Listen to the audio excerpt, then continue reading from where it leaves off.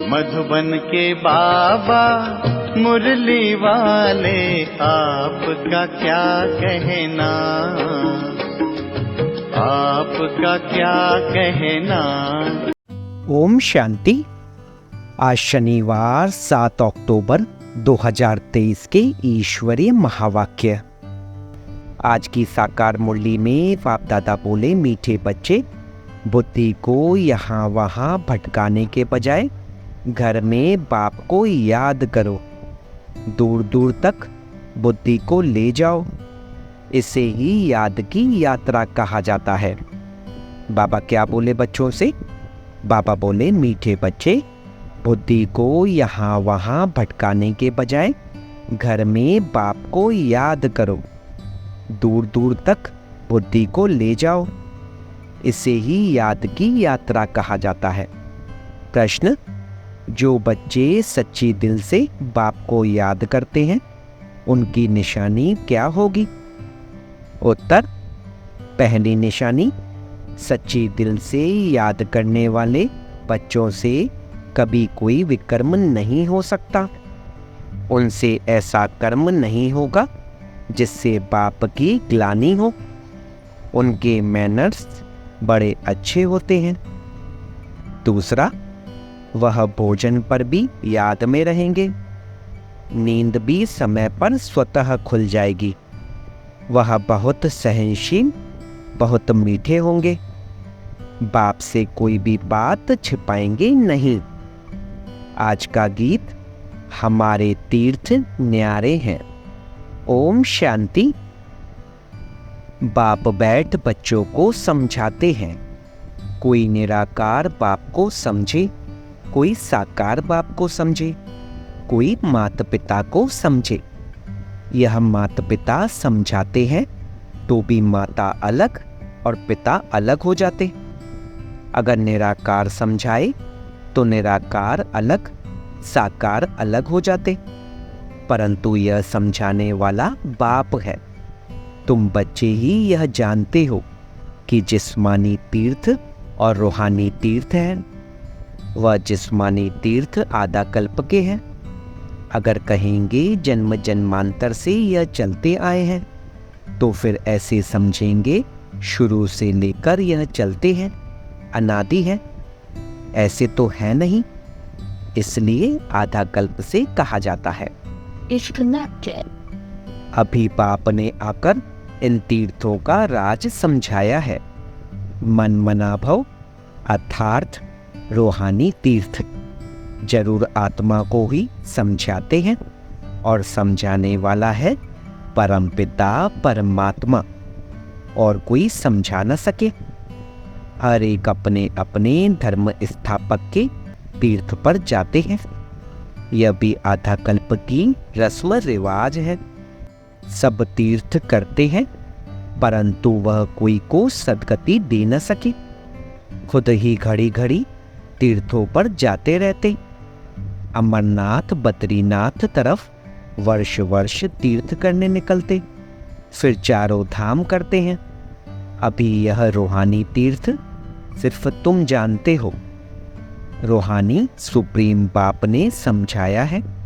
मन मना भव और जिस्मानी तीर्थ आदि सब छोड़ो, मुझे याद करो तो तुम सच्चे सच्चे स्वर्ग में चले जाएंगे। यात्रा माना आना जाना, वह तो अभी ही होता है। सत्युग में यात्रा होती नहीं। तुम हमेशा के लिए स्वर्ग आश्रम में जाकर बैठेंगे। यहाँ तो सिर्फ नाम रख देते हैं। वास्तव में स्वर्ग आश्रम यहाँ होता नहीं। स्वर्ग आश्रम सत्युग को कहा जाता है। नरक को यह अक्षर दे नहीं सकते। नरकवासी नरक में ही रहते हैं, स्वर्गवासी स्वर्ग में रहते हैं। यहाँ तो जिस्मानी आश्रम में जाकर फिर लौट आते हैं। यह बेहद का बाप समझाते हैं। वास्तव में सच्चा सच्चा बेहद का गुरु एक ही है। बेहद का बाप भी एक है। भल कहते हैं आखा गुरु, परंतु वह कोई गुरु नहीं है। सदगति दाता तो नहीं है ना। अगर सदगति दाता होता तो खुद भी गति सदगति में जाए। उनको गुरु नहीं कहेंगे, यह तो सिर्फ नाम रख दिए हैं। सिख लोग कहते हैं सतगुरु अकाल। वास्तव में सत श्री अकाल एक ही परमात्मा है, जिसको सतगुरु भी कहते हैं। वही सदगति करने वाला है। इस्लामी बौद्धि या ब्रह्मा आदि नहीं कर सकते। वह कहते हैं गुरु ब्रह्मा गुरु विष्णु। अब गुरु भल ब्रह्मा को कहा जाए, बाकी गुरु विष्णु गुरु शंकर तो हो न सके। गुरु ब्रह्मा का नाम है जरूर, परंतु ब्रह्मा गुरु का भी तो गुरु होगा ना। सत श्री अकाल का तो फिर कोई गुरु नहीं, वह एक ही सतगुरु है। बाकी और कोई गुरु या फिलोसोफर या स्पिरिचुअल नॉलेज देने वाला है नहीं, सिवाय एक के। बुद्ध आदि तो अपने पिशारी सबको ले आते हैं, उनको रजोतमों में आना ही है। वह कोई सदगति के लिए नहीं आते हैं। सदगति दाता एक का ही नाम वाला है, जिसको फिर सर्वव्यापी कहते हैं। फिर गुरु करने की क्या दरकार है। हम भी गुरु तुम भी गुरु, हम भी शिव तुम भी शिव। इनसे तो कोई का पेट नहीं भरता। बाकी हाँ, पवित्र है इसलिए उनका मान होता है। सदगति दे नहीं सकते। वह तो एक ही है, जिसको सच्चा सच्चा गुरु कहा जाता है। गुरु तो अनेक प्रकार के हैं। सिखलाने वाले उस्ताद को भी गुरु कहते हैं। यह भी उस्ताद है, माया से युद्ध करना सिखलाते हैं। तुम बच्चों को त्रिकालदर्शीपन की नॉलेज है, जिससे तुम चक्रवर्ती बनते हो। सृष्टि के चक्र को जानने वाले ही चक्रवर्ती राजा बनते हैं। ड्रामा के चक्र को व कल्प वृक्ष के आदि मध्य अंत को जानना, बात एक ही है। चक्र की निशानी बहुत शास्त्रों में भी लिखी हुई है। फिलॉसफी की किताब अलग होती है। किताबें तो अनेक प्रकार की होती हैं। यहाँ तुमको कोई किताब की दरकार नहीं। तुमको तो जो बाप सिखलाते हैं वह समझना है। बाप की प्रॉपर्टी पर तो सब बच्चों का हक होता है, परंतु स्वर्ग में सबको एक जैसी प्रॉपर्टी तो नहीं होगी। राजाई है उनकी जो बाप का बना। बाबा कहा थोड़ा भी ज्ञान सुना तो वह हकदार हो जाते हैं, परंतु वो भी नंबरवार। कहाँ विश्व के महाराजा, कहाँ प्रजा दास दासियां। यह सारी राजधानी स्थापन हो रही है। बाप का बनने से स्वर्ग का वर्षा तो जरूर मिलता है। वर्षा मिलता है बाप से। यह नई बातें होने कारण मनुष्य समझते नहीं। बाप समझाते हैं सत्युग में विकार है नहीं। माया ही नहीं तो विकार कहाँ से आए। माया का राज्य शुरू होता है द्वापर से। यह है रावण की 5 जंजीरें। वहाँ यह होती नहीं। जास्ती डिस्कस नहीं करना है। वह है ही संपूर्ण निर्विकारी दुनिया। बाकी बच्चे पैदा होने की, गद्दी पर बैठने की, महल आदि बनाने की जो रस्म रिवाज होगी वह जरूर अच्छी ही होगी, क्योंकि स्वर्ग है। बाप समझाते हैं बच्चे, इस रूहानी यात्रा में तुम्हें निरंतर बुद्धि योग लगाना है। यह बहुत सहज है। भक्ति मार्ग में भी सवेरे उठते हैं, ज्ञान मार्ग में भी सवेरे उठ बाप को याद करना है, और कोई किताब आदि पढ़ना नहीं है।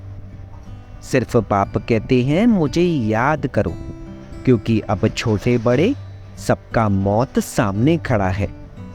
मरते समय कहते हैं भगवान को सिमरो, अर्थात भगवान को याद करो। अंतकाल अगर भगवान को नहीं सिमरेंगे तो स्वर्ग में जा नहीं सकेंगे। तो बाप भी कहते हैं मन मना भव।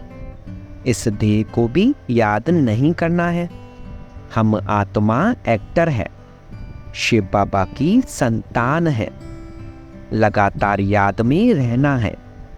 वैसे छोटे बच्चों को तो नहीं कहेंगे कि भगवान को याद करो, यहाँ सबको कहना पड़ता है क्योंकि सबको बाप के पास जाना है।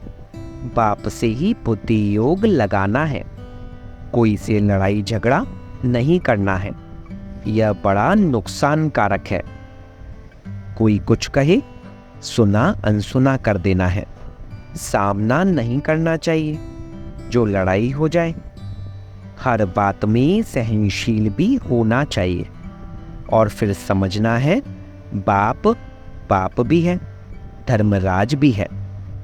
कुछ भी बात है तो तुम बाप को रिपोर्ट करो, फिर धर्मराज के पास पहुंची जाएगा और सजा के भागी बन पड़ेंगे।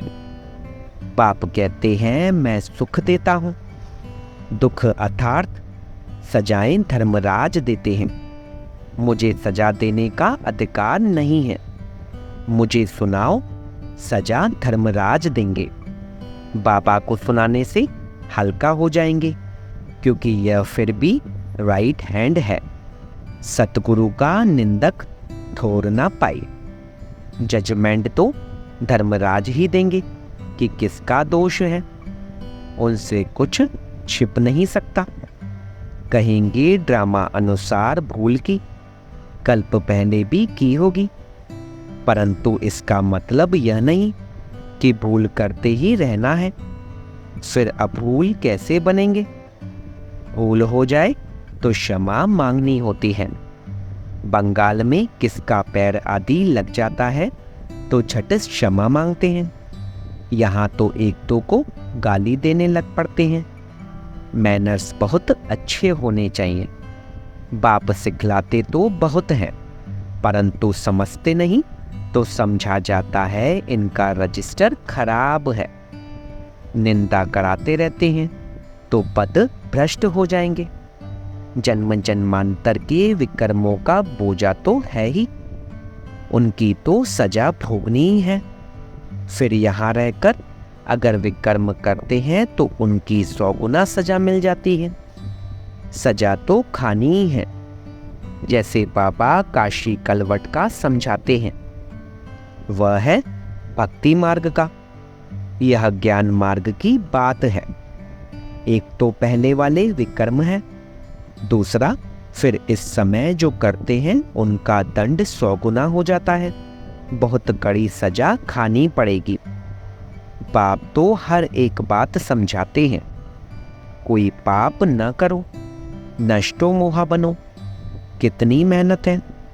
इस मम्मा बाबा को याद नहीं करना है, इनको याद करने से जमा नहीं होगा।